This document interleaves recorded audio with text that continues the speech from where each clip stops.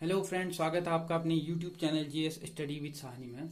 तो कल की वीडियो में जैसे कि मैंने बताया था कि कल हम देखेंगे जो राष्ट्रीय और राज्य की जो जनगणना हुई थी 2011 में, उसमें जो उत्तराखंड राज्य की और राष्ट्रीय जो जनगणना हुई थी उसमें क्या उसमें स्थिति रही थी कि जैसे साक्षरता दर क्या रही थी, लिंगानुपात क्या रहा था, जनसंख्या घनत्व कितना रहा था, इस सभी के बारे में हम डिटेल वीडियो लेकर के आएंगे करके बताया था मैंने। तो आज हम इसी के बारे में चर्चा करेंगे और इसमें हम देखेंगे कि स्वतंत्रता से पहले पहली बार जो भारत में जनगणना हुई वो कब हुई और स्वतंत्रता के बाद कब हुई। ठीक है, इस सभी चीज़ों के बारे में जानेंगे। तो वीडियो में अंत तक बने रहिएगा और चैनल पे नए हैं तो चैनल को सब्सक्राइब जरूर कीजिएगा ताकि प्रत्येक वीडियो की नोटिफिकेशन आप लोगों तक आसानी से पहुंच सके। और जो हम ये चीजें देखेंगे जनसंख्या से रिलेटेड, ये आगामी जो 15 अक्टूबर को जो एग्जाम होना है जेल बंदी रक्षक का, उसके लिए काफी महत्वपूर्ण रहने वाला है। अगर यहाँ से आपका कोई भी अगर प्रश्न पूछा जाता है, अगर आप इस वीडियो को आप लोग देख लेते हैं तो इसके बाद समझ लीजिएगा कि यहाँ से आया हुआ कोई भी प्रश्न आपका छूटने वाला नहीं है। तो वीडियो में अंत तक बने रहिएगा। तो आज हम बात कर रहे हैं जनगणना 2011 की। अब जनगणना 2011 में लास्ट टाइम जनगणना 2011 में हुई है, उसके बाद 2021 में होनी थी, किसी कारणवश यानी कि कोविड के कारण नहीं आ पाई। अब नेक्स्ट जब आएगी अपडेट कर देंगे, लेकिन अभी हम किसको पढ़ते हैं 2011 को ही इसमें हम देखते हैं, क्योंकि जो लास्ट जो जनगणना हुई है वो 2011 में हुई है। अब हम पहले बात करते हैं कि भारत में सबसे पहले जो जनगणना हुई थी वह किसके काल में हुई थी, कब हुई थी।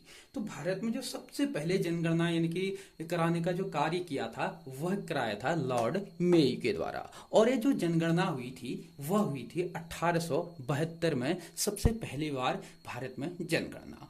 अब हम बात करते हैं कि सबसे पहली बार तो लॉर्ड मेयो के टाइम पे क्या हो गई थी, भारत में जनगणना हो गई थी, लेकिन विधिवत तरीके से, मतलब एक प्रॉपर एक सिस्टमेटिक तरीके से जो जनगणना हुई थी वह हुई थी कब, 1881 में रिपन के काल में। ठीक हो गया। रिपन के काल में क्या हुआ था कि जो जनगणना है, जनगणना क्या हुई थी, विधिवत तरीके से हुई थी, एक सिस्टमेटिक तरीके से जनगणना हुई थी। लेकिन जो पहली बार जो जनगणना हुई थी 1872 में, वह लॉर्ड मेयो के समय पे हुई थी। यानी कि भारत में जनगणना की शुरुआत अगर हम देखें तो शुरुआत हुई थी लॉर्ड मेयो के टाइम पे, विधिवत हुई थी रिपन के काल से, कब, 1881 में।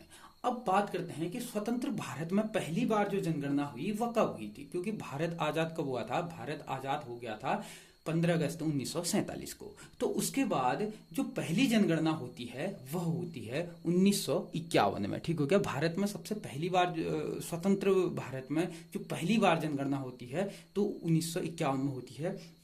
यहीं पे फंसाने वाला प्रश्न क्या पूछ देता है कि आपसे सबने दिमाग में ही रहता है कि भारत में पहली बार जनगणना होती है 1872 में, लेकिन अगर यहीं पे फंसाने के लिए पूछ देगा कि स्वतंत्र भारत में पहली बार जनगणना कब हुई थी, तो स्वतंत्र भारत में कब होती है, 1951 में सबसे पहली बार होती है। और ये जो जनगणना जो ये होती है वह कितने वर्ष बाद होती है, 10 वर्ष बाद जनगणना होती है। ठीक हो गया। यानी कि 10 वर्ष के उपरांत ही जनगणना होती है। जैसे 1951 में हुई थी तो उसके बाद 61 में होगी, फिर 71 में होगी। ठीक हो गया। फिर उसके बाद 81 में हुई, फिर 91 में हुई, फिर 2001 में हुई और 2011 में हुई। ठीक हो गया। तो कितने वर्ष के लिए कितने वर्ष के बाद की जाती है, 10-10 वर्षों में जनगणना की जाती है।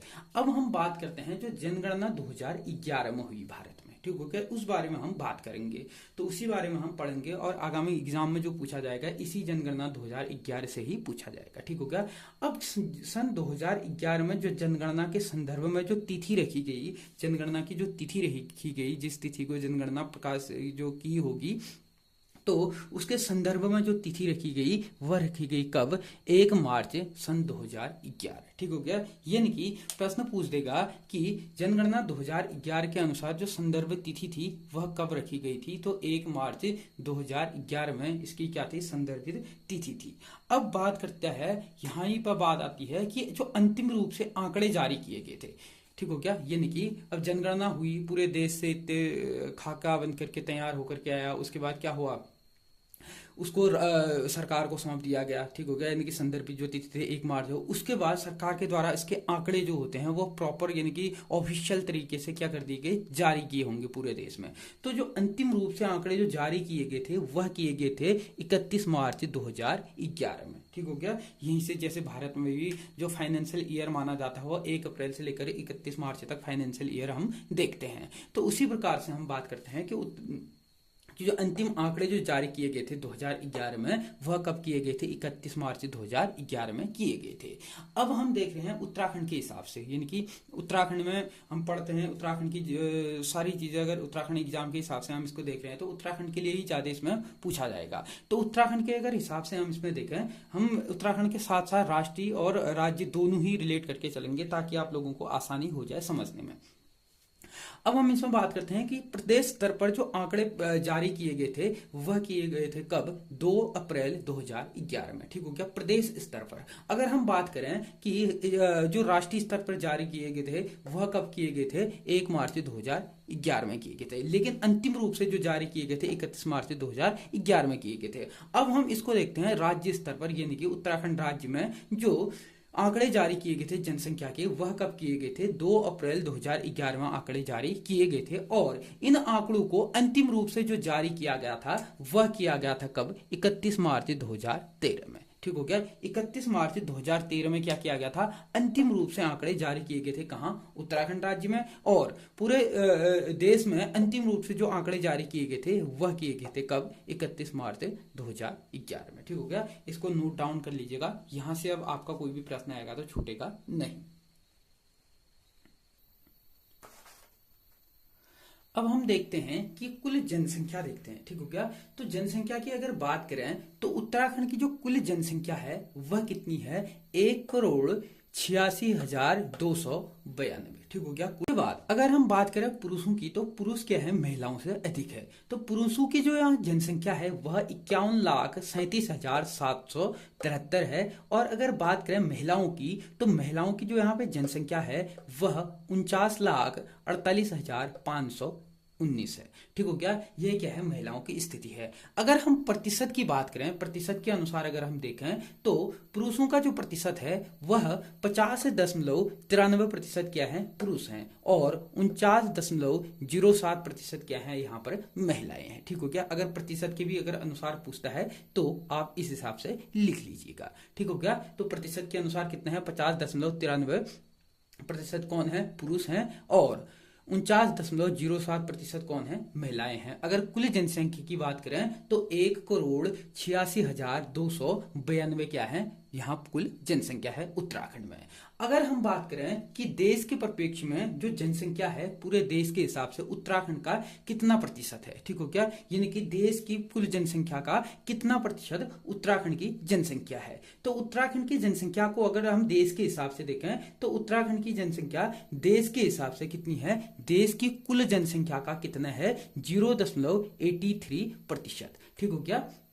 मतलब देश की जो कुल जनसंख्या है यानी कि 1,81,81,00,00,000 के आसपास यहाँ पर क्या है, जनसंख्या है, किसकी, पूरे देश की। तो पूरे देश के हिसाब से जो उत्तराखंड की जनसंख्या है वह कितने प्रतिशत है, वह 0.83% क्या है, उत्तराखंड की जनसंख्या है। अगर हम अब इसमें बात करें कि देश में जनसंख्या के हिसाब से उत्तराखंड का जो स्थान है वह कौन सा है, तो देश में अगर स्थान की अगर हम बात करें तो जो उत्तराखंड का स्थान है जनसंख्या के हिसाब से वह 20वें स्थान पे आता है, कौन, उत्तराखंड में। यानी कि जो जितने भी केंद्र शासित प्रदेश और राज्यों में उत्तराखंड जो है वह कितने 20वें स्थान पर आता है। अब जो सबसे अधिक जो प्रश्न पूछा जाता है वह पूछा जाता है कि जनसंख्या के हिसाब से सबसे अधिक जो जनसंख्या है वह किस जनपद में है और सबसे कम जो जनसंख्या है वह किस जनपद में है। या तो पहले के 4 पूछ देगा या अंत के 4 पूछ देगा। तो हमने इसमें सीक्वेंस से सभी लिख दिए हैं और घटते हुए क्रम में लिखे हैं, ठीक हो क्या। यानी कि सबसे अधिक जो जनसंख्या है वह किसकी है, हरिद्वार जनपद की है, और सबसे कम जो जनसंख्या है वह रुद्रप्रयाग जनपद की है, ठीक हो गया। सबसे कम रुद्रप्रयाग की है और सबसे अधिक जो है वह हरिद्वार की है।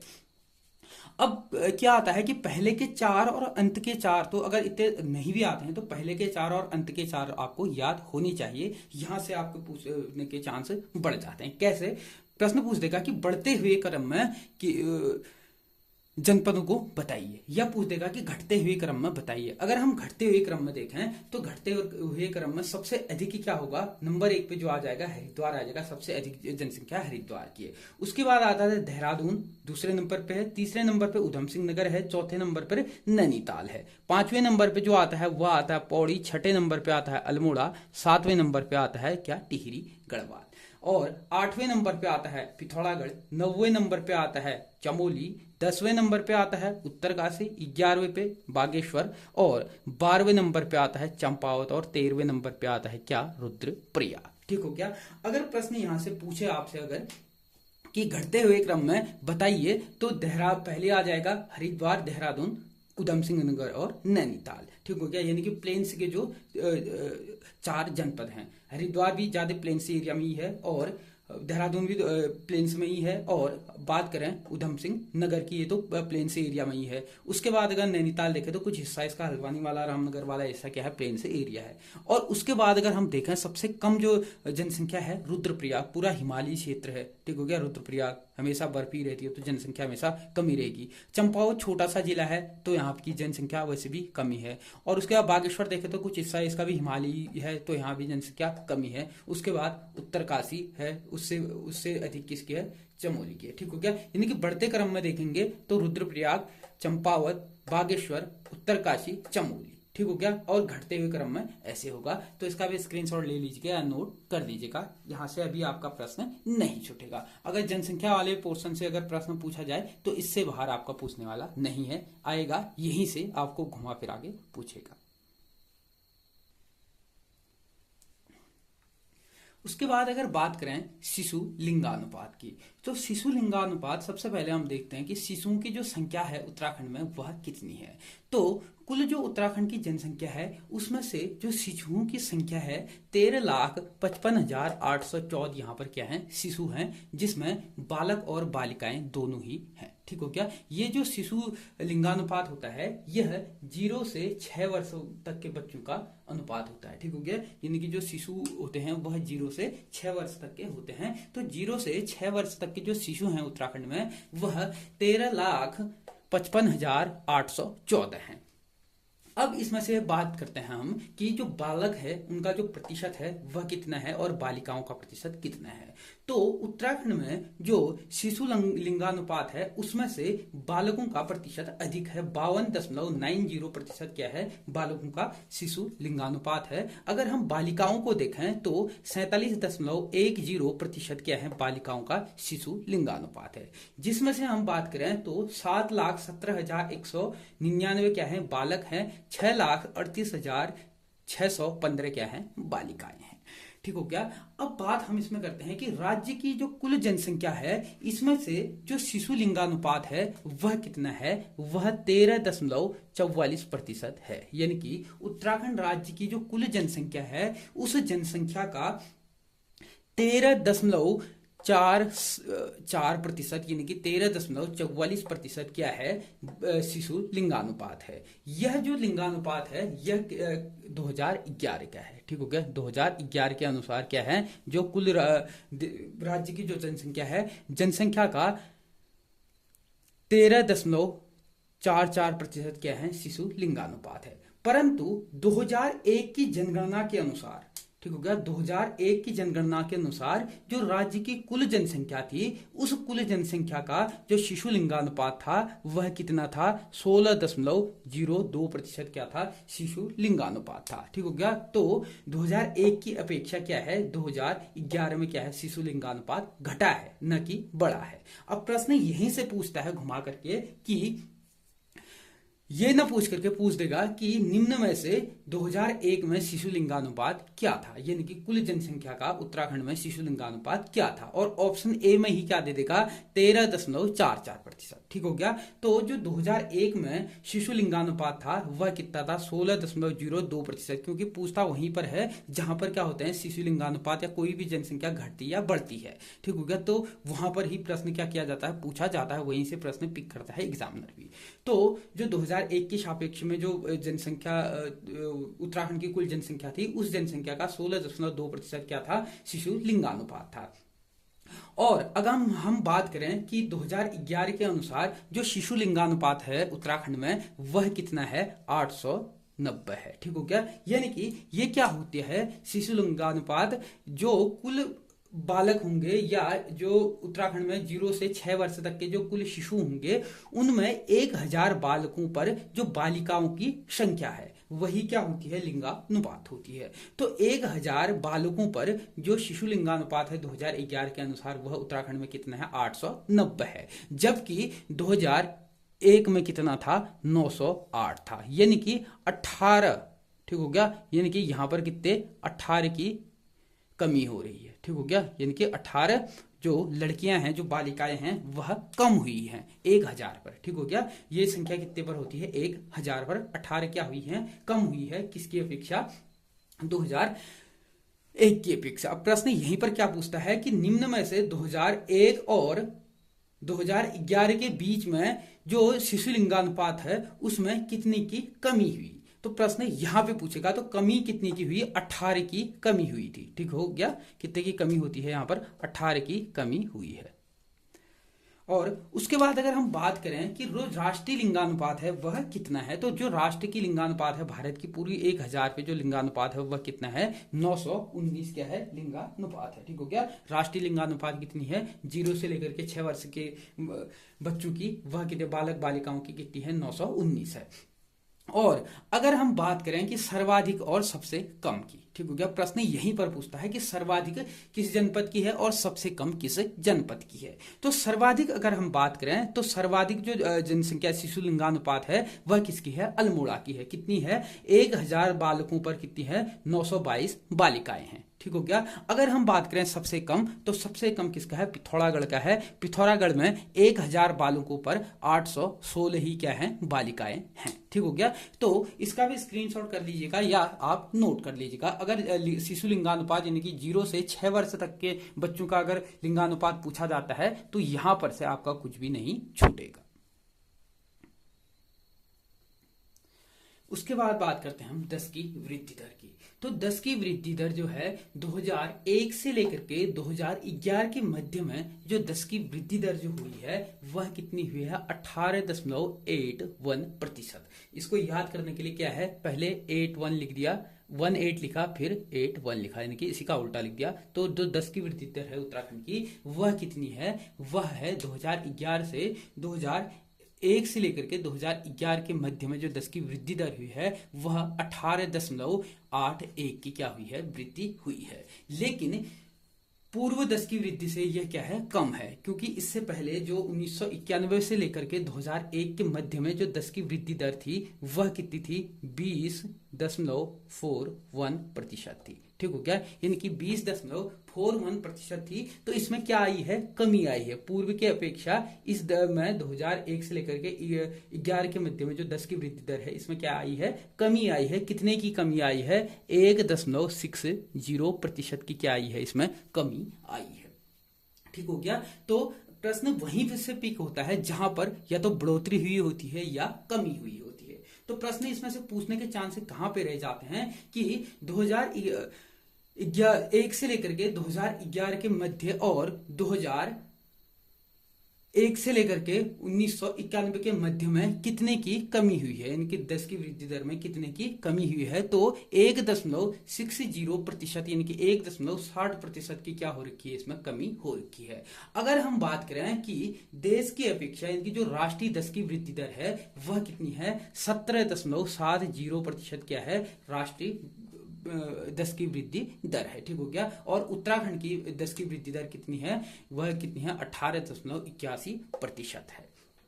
और अगर हम बात करें कि उत्तराखंड का जो स्थान है वह भारत में 10 की वृद्धि दर के हिसाब से कौन से नंबर पे है, तो 10 की वृद्धि दर में उत्तराखंड का स्थान कितना है, 18वें नंबर में है। ठीक हो गया। और पूर्व की 10 की वृद्धि के सापेक्ष मैंने बता ही दिया है 1.60 की क्या हो रखी है, कमी हो रखी है। और तब कितनी थी, 1991, ये कब थी, 1991 से लेकर के 2001 के मध्य। ठीक हो गया। कितनी थी, 20.41% थी। तो कमी कितनी आ रखी है इन दोनों दशकों के मध्य में, 1.60 की कमी आ रखी है।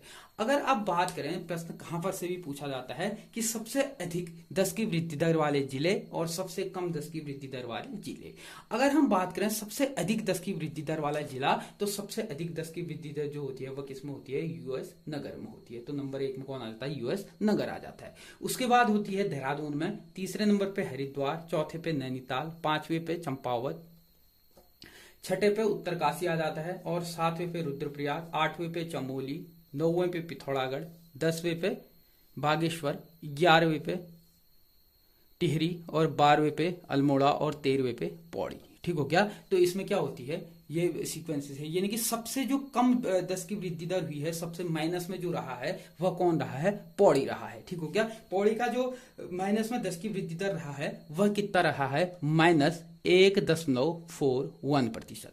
ठीक हो गया। -1.41% क्या रहा है, पौड़ी का 10 की वृद्धि दर रहा है, यानी कि माइनस में रहा है। और उसके बाद दूसरे नंबर पे जो रहा है वह कौन रहा है, अल्मोड़ा रहा है। अल्मोड़ा का भी क्या रहा है, माइनस में रहा है। कितना रहा है, -1.28% क्या रहा है, अल्मोड़ा का 10 की वृद्धि दर रहा है। तो इसको याद कर लीजिएगा, प्रश्न यहां से पूछने के चांसेस बढ़ जाते हैं, क्योंकि यहां पर क्या है, 10 की वृद्धि दर में घटोतरी हुई है, यानी कि घटा है, माइनस में गया है। पौड़ी और अल्मोड़ा, सबसे कम पौड़ी, उसके बाद अल्मोड़ा। पौड़ी का -1.41 और अल्मोड़ा का -1.28%।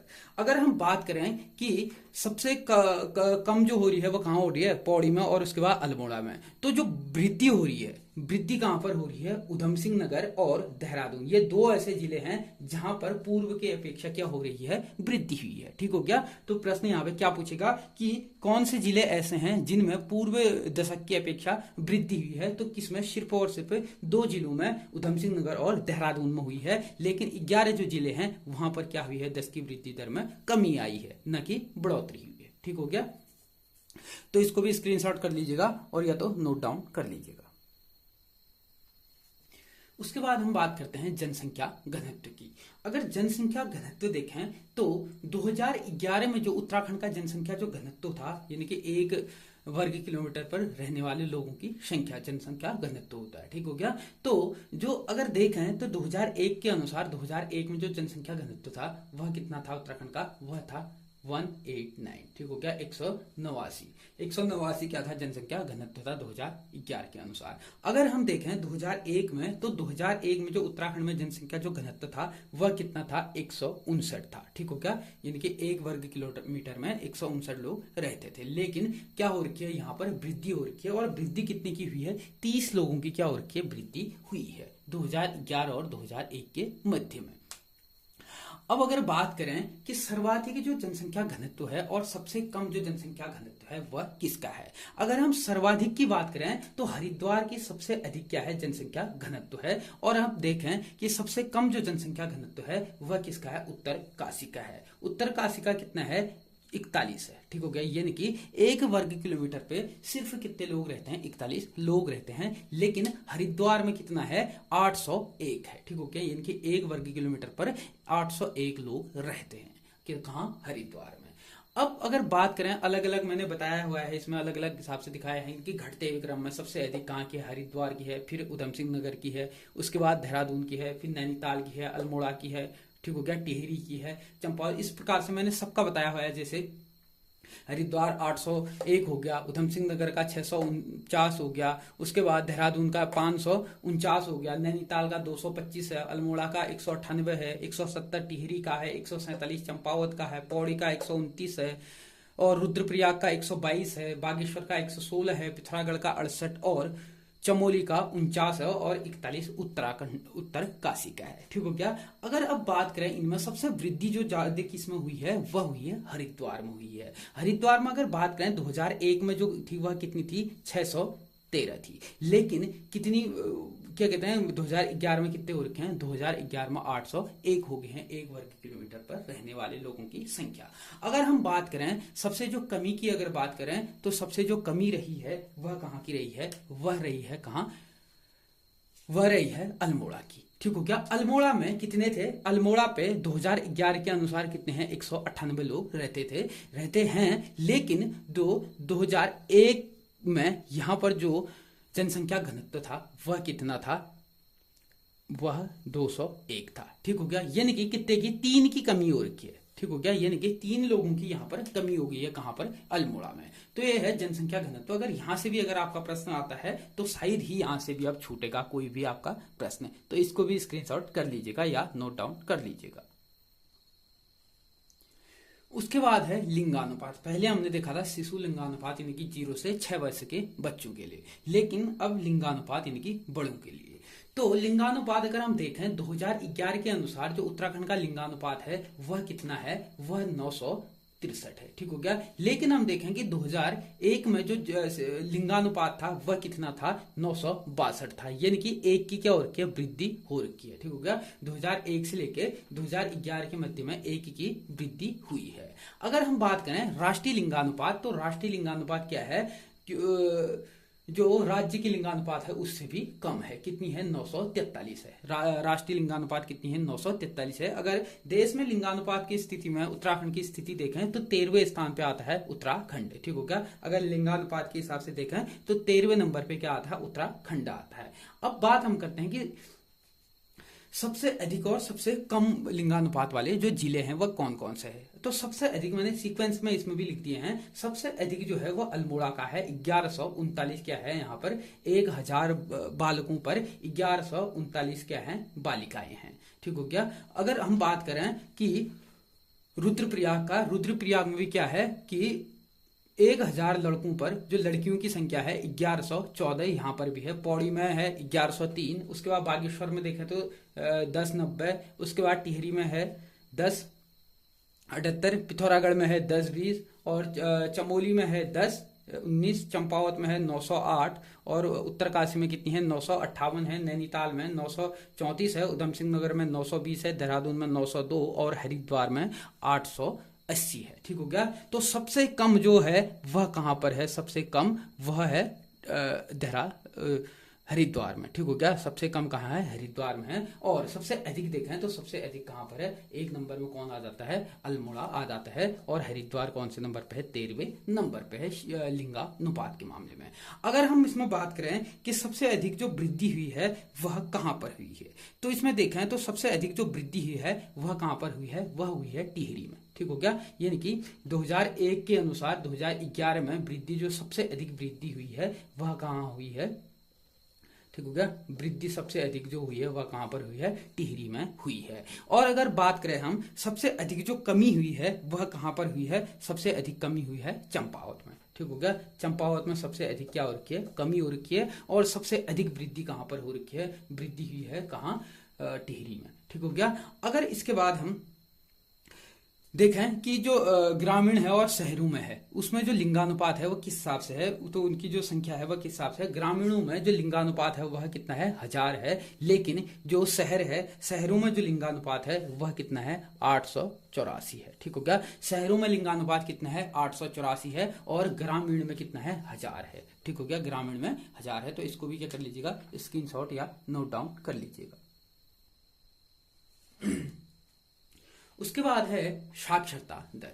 तो साक्षरता दर अगर हम देखें तो उत्तराखंड की जो साक्षरता दर है, अगर उत्तराखंड की साक्षरता दर देखें तो 78.82% क्या है, साक्षरता दर है उत्तराखंड में। और अगर हम पुरुषों की यहाँ पे साक्षरता दर देखें तो 87.48% किसकी, पुरुषों की है। और महिलाओं की कितनी है, 70.00% महिलाओं की साक्षरता दर है। अगर हम पूरे देश की साक्षरता दर देखें तो देश की कितनी है, 73.00% पूरे देश की साक्षरता दर है। और पुरुषों की अगर साक्षरता दर देखें तो पुरुषों की कितनी है, 80.90% पुरुषों की है और 64.06% किसकी है, महिलाओं की है।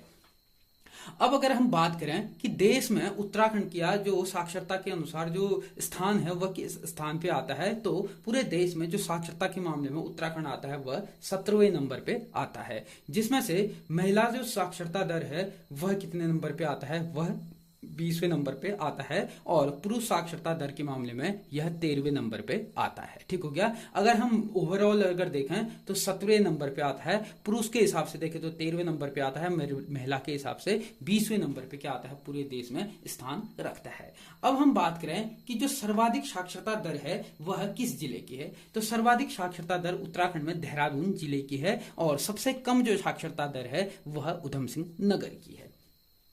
अगर हम जैसे इसमें अन्य को देखें, सबसे अधिक देहरादून की है, उसके बाद नैनीताल है, फिर चमोली की है, फिर पिथौरागढ़ की है, फिर पौड़ी की है, फिर रुद्रप्रयाग की है, फिर अल्मोड़ा की है, फिर बागेश्वर की है, फिर चंपावत की है, फिर टिहरी की है, फिर उत्तरकाशी की है, हरिद्वार की है और लास्ट में उधम सिंह नगर की है। ठीक हो गया। अगर अब बात करें इसमें कि जो शहरों में साक्षरता दर है उत्तराखंड में, उत्तराखंड के शहरी वाले इलाकों में, ठीक हो गया, यानी कि शहरी वाले इलाके में जो साक्षरता दर है उत्तराखंड में वह कितनी है, 84 यानी कि 84.45% क्या है, शहरों में साक्षरता दर है उत्तराखंड में, शहरी वाले इलाके जो हैं।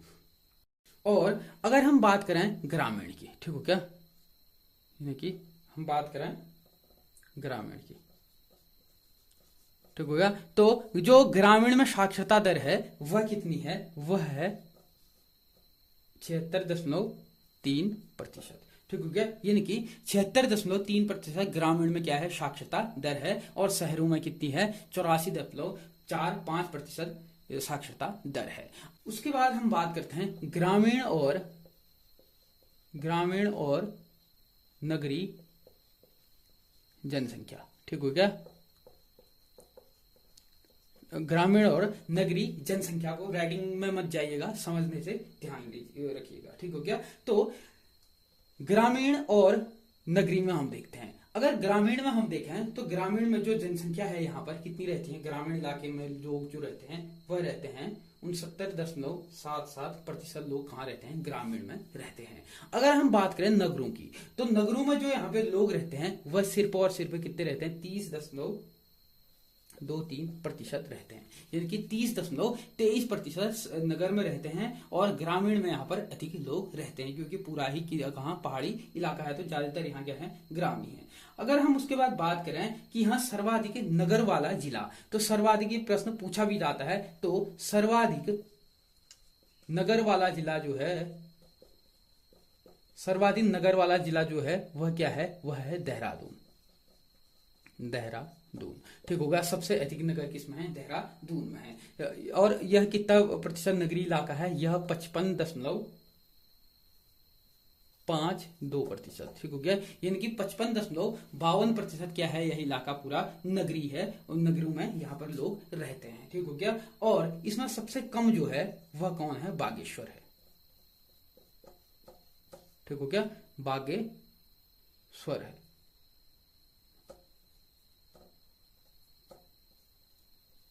बागेश्वर है और यहाँ पे जो रहते हैं वह 3.49% लोग क्या रहते हैं, नगरों में रहते हैं और ज्यादा पूरा का पूरा इलाका जो है ये है क्या है, पूरा का पूरा इलाका ये है ग्रामीण। तो ये था जनसंख्या यानी कि जनगणना से संबंधित उत्तराखंड और देश के परिप्रेक्ष्य में हमने इसको देखा। तो वीडियो अच्छी लगी तो ज्यादा से ज्यादा लोगों तक इसको शेयर कीजिएगा और चैनल को सब्सक्राइब जरूर कीजिएगा, ताकि प्रत्येक वीडियो की नोटिफिकेशन आप लोगों तक आसानी से पहुंच सके। तो आज की क्लास हम यहीं पे समाप्त करते हैं। धन्यवाद।